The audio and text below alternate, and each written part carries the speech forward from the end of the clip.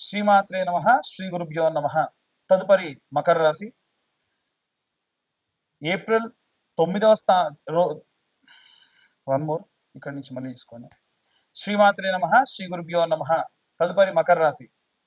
April 9వ తారీఖు నుండి ప్రారంభమై మే మొదటి వారం వరకు కూడా పంచగ్రహ కూటమి అనేటువంటి 2 సార్లు సంభవిస్తూ ఉంది. ఈ యొక్క 19వ తారీఖు 20వ తారీఖు వరకు కూడా సూర్యుడు కలిగినటువంటి సూర్యగ్రహ సంచారం కలిగినటువంటి పంచగ్రహ కూటమి అయితే, ఇదే నెలలో ఆఖరణ అంటే 25వ తారీఖు నుండి చూసుకుంటే చంద్రగ్రహ సంచార పూరితమైనటువంటి పంచగ్రహ కూటమి ఉంది. ఈ రెండు కూడా వీరికి, ఈ రాశి వారికి పాజిటివ్ ఆస్పెక్ట్స్ అధికంగా కనిపిస్తూ ఉన్నాయి. ముఖ్యంగా చూసుకుంటే ఈ మకర రాశి వారికి ఉన్నటువంటి 3rd హౌస్ లో కమ్యూనికేషన్ సంబంధించి తోబుట్టోలు, చిన్న చిన్న ప్రయాణాలు, సంపద, ఆస్తి వీటన్నిటికీ విపరీతంగా ఈ రాశి వారికి సంబంధించి ఆస్పెక్ట్స్ కనిపిస్తూ ఉన్నాయి.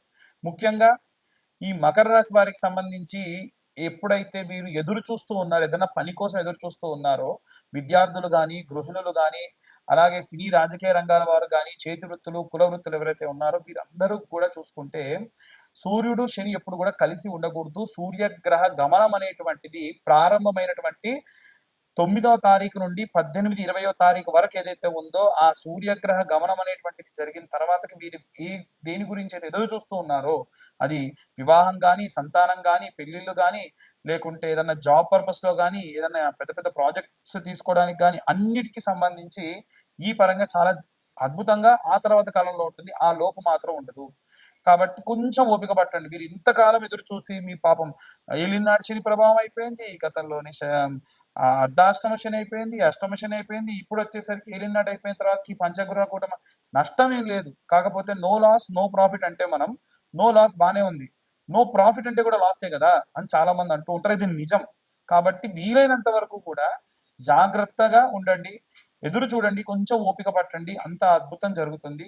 కానీ వీరు ఎవరి కోసం అయితే ఎదురు చూస్తున్నారో, ఒక పర్సన్ ని ఏదైతే అనుకొని మీరు ఎదురు చూస్తున్నారో అది మాత్రం జరగదు. ఏదైతే ఒక ఆర్గనైజేషన్ కోసం మీరు చూస్తూ ఉన్నారో అది జరుగుతుంది. సో రికమెండేషన్స్ ద్వారా వెళ్ళి పనులు జరగవు, ఎట్టి పరిస్థితుల్లో జరగవు. ఒకవేళ జరిగినా మీ టాలెంట్ చూసిస్తారు తప్ప రికమెండేషన్ క్యాండిడేట్ ని చూసి ఇవ్వరు. సో అది జాబ్ పరంగానే కాదు ఇంక ఏ రకంగా అయినా సరే, వివాహం, సంతానం అన్ని కూడా అలాగే జరుగుతాయి.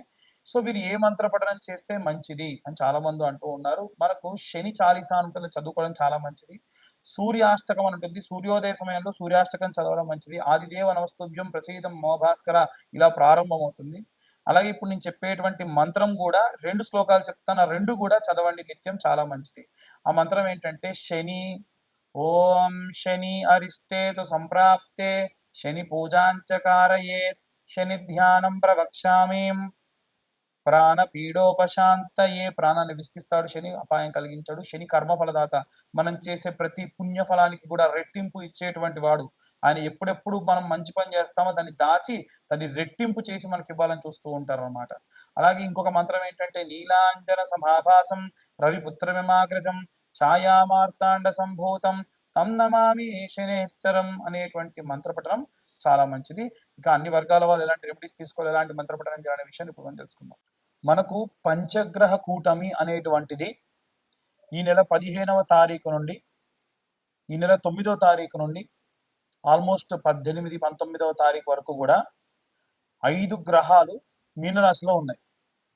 అందులో ముఖ్యంగా సూర్యుడు, అలాగే శని, రాహువు, శుక్రుడు, బుధుడు ఈ గ్రహాలు మీనరాశిలో ఉన్నాయి.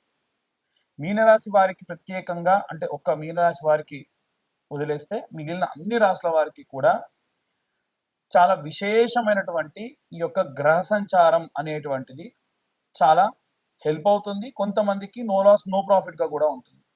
అసలు ఈ పంచగ్రహ కూటమి వల్ల ఏమవుతుంది, ఎలాంటి పరిస్థితులు నెలకొంటాయి అనేటువంటివన్నీ కూడా ఇప్పటిదాకా మనం మాట్లాడుకున్నాం. అయితే ఈ యొక్క పంచగ్రహ కూటమి 17వ తారీఖు పూర్తవుతుందో లేదో 25వ తారీఖు అంటే సూర్య గమనం అనేటువంటిది ప్రారంభమవుతుంది. చంద్రుడు అనేటువంటి వాడు మళ్ళీ ఈ యొక్క మీనరాశిలోకి వస్తాడు, అంటే అప్పుడు మళ్ళీ పంచగ్రహ కూటమి ఉంటుంది. కానీ చంద్రుడు చాలా తొందరగా కదిలేటువంటి వాడు కాబట్టి ఒక 3 రోజుల పాటు ఈ యొక్క చంద్రుడు ఈ యొక్క మీనరాశిలోకి చేరడం అనేటువంటిది జరుగుతుంది.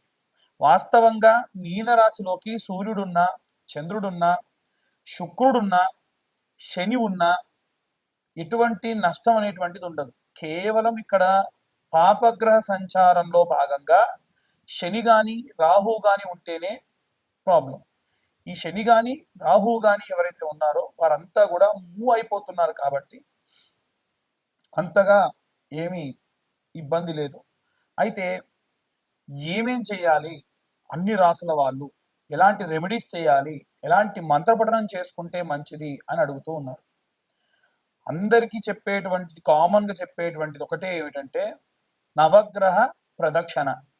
అందరు నవగ్రహాల గుడికి వెళ్తే 3 చేద్దామా, 4 చేద్దామా, 5 చేద్దామా, 10 చేద్దామా, 11 చేద్దామా అంటారు. అలా కాదండి. నవగ్రహ ప్రదక్షిణాలు చేస్తే 21 ప్రదక్షిణాలు చేయాలి. 21 ప్రదక్షిణాలు సవ్య దిశలో, ఒక 6 ప్రదక్షిణాలు అపసవ్య దిశలో చేయాలి. ఎందుకంటే ప్రతి గ్రహానికి 3 సార్లు ప్రదక్షిణ చేసినట్టు. అప్పుడు ఎన్ని ఉన్నాయి? 9 గ్రహాలు ఇంటూ 3 అంటే 27. ఇప్పుడు 27 గ్రహాల్లో కూడా ఈ యొక్క 7 గ్రహాలకు మాత్రమే 3 ప్రదక్షిణాలు చొప్పున చేసి, రాహుకేతువులు ఎప్పుడు కూడా యాంటీ క్లాక్ వైజ్ డైరెక్షన్ లో తిరుగుతూ ఉంటారు. పాపగ్రహ సంచారం కదా, వాళ్ళు ఎప్పుడు రివర్స్ అనమాట.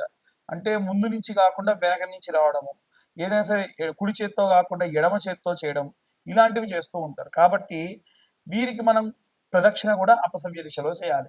దీని వలన జాతక రీత్యా మనకు రాహుకేతువుల మధ్యలో వేరే ఏ గ్రహాలైన బంధనమై ఉన్నా, ఒకవేళ ఏ గ్రహాలైనా పాపగ్రహంతో కలిసి ఉన్నా, ఎటువంటి గ్రహాలైనా సరే ఈ యొక్క పాపగ్రహాలతో బంధనమై ఉండి కూడా మనకు నెగిటివ్ రిజల్ట్స్ ఇచ్చేటువంటి ఉంటే కూడా ఈ ప్రదక్షిణాలు చేయడం అనేటువంటిది కాస్త శక్తినిస్తుంది.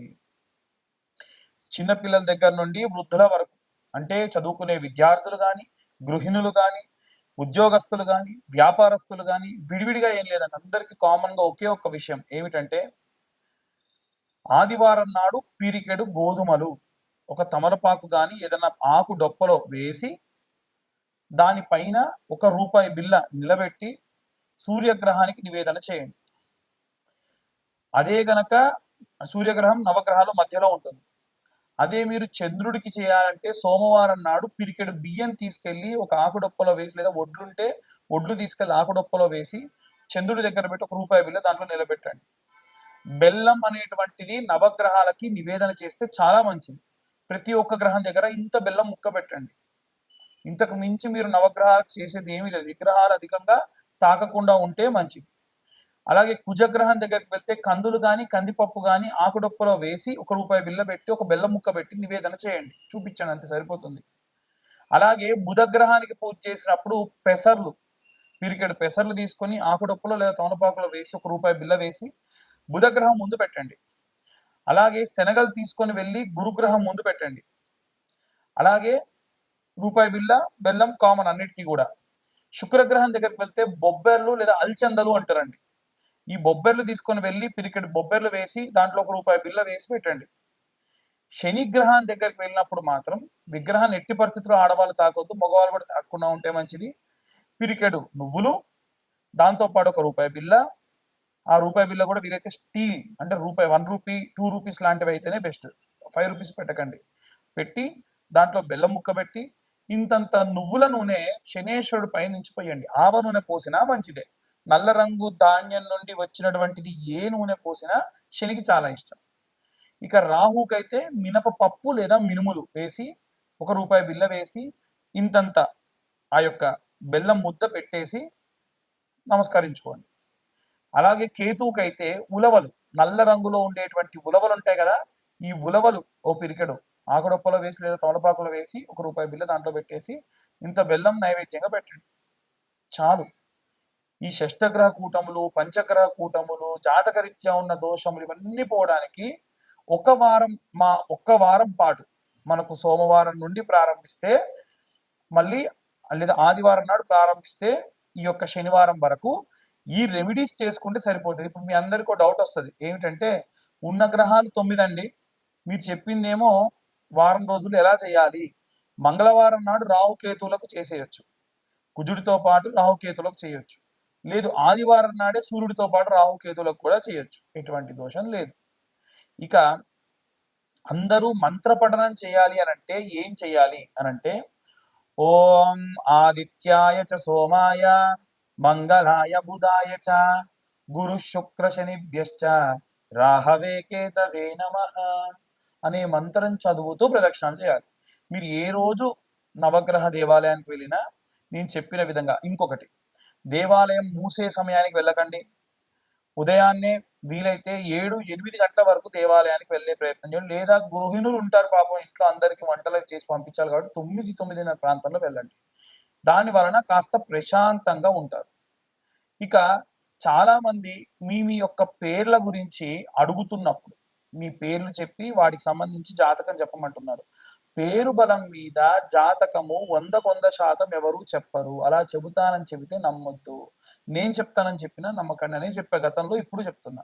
మళ్ళీ మళ్ళీ చాలా మంది ఫోన్స్ చేసి మీ యొక్క పేరు బలంతో జాతకం చెప్పమంటున్నారు. దయచేసి మీ date of birth, time, place ఉంటే మీ జాతకం గురించి కాస్త డబ్బు ఖర్చు పెట్టి పూర్తి జాతకం తెలుసుకోండి. ఒక 2025 రూపాయలు మొత్తం ఈ యొక్క జీవిత కాలానికి సంబంధించిన జాతకం 60 పేజీల్లో మీకు అందిస్తున్నా ఈ 2025 సంవత్సరంలో. అంతకు మించి కూడా మీరు ఖర్చు పెట్టాల్సిన అవసరం లేదు. రెమెడీస్, దానికి తగ్గ రెమెడీస్ మీకు పంపించడము చెప్పడం కూడా జరుగుతుంది. ఎట్టి పరిస్థితుల్లో వీటికి ఇంతకు మించి ఇంకేం కూడా చేసేటువంటి అవసరం లేదు. అందరూ కూడా జాగ్రత్తగా ఉండండి. మన వాతావరణము కూడా ఈసారి చాలా విపరీతంగా ఉంది. ఎండలు బాగా ఉన్నాయి. ఎండాకాలంలో వర్షాలు అప్పుడప్పుడు అధికంగా పడతా ఉంటాయి. చాలా జాగ్రత్తగా ఉండండి. ఆరోగ్యం పట్ల ముఖ్యంగా పిల్లలు 12 సంవత్సరాల లోపు బాల్యంలో ఉన్న పిల్లలందరూ కూడా ఆరోగ్యం జాగ్రత్తగా చూసుకోండి. సర్వే జనా సుఖినో భవంతు. స్వస్తి.